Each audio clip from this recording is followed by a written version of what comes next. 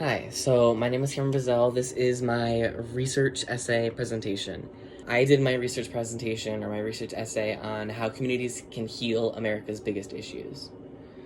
I went into detail about how communities affect mental health and illness rates, how communities can be of aid for people in poverty, and how communities can be used to bridge the economic divide. And I also talked about how crime is affected by the presence of communities. My thesis statement was rebuilding communities will heal the mental health epidemic, economic disparities and poverty, and rising crime rates. For my first paragraph, I talked about how mental health is benefited greatly by the advent of community and the introduction of community in areas that there has been a lack of community.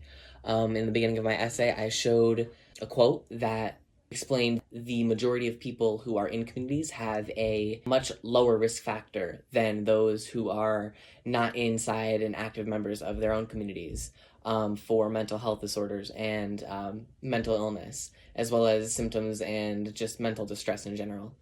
On top of that, on top of the general stuff, I also covered how the YMCA, which is a specific community, can affect the youth's mental health. And the YMCA has studies showing that children who are enrolled in their program that take active measures and active steps to be a part of the community are much healthier mentally, and they show less risk factors of mental illness. And I think in order to combat the mental health crisis, more communities like that should be formed. I talked a little bit about how different communities can aid poverty and bridge the economic divide. And the two things that I talked about here mostly were community colleges and rehabilitation communities, which those are my two examples of communities that can help with this. My reasoning and the research that I did on the rehabilitation, specifically Alcoholics Anonymous, is that they give financial support, they help give childcare, babysitting, so that stuff can be less of a micromanagement for the other people in the group, and they can focus more on pulling themselves up out of poverty and focusing on their financial stability. I also talked about community college and the opportunities that it allows for people from poor economic backgrounds to still get a higher education and have that same opportunity, which bridges the economic divide. It also allows for opportunities in networking. They usually offer jobs on campus. They offer housing. They offer cheap alternatives to things that you would normally have to get yourself. To get a higher education for cheaper is what I think should be sought after for in communities, and how we can bridge the economic divide with community.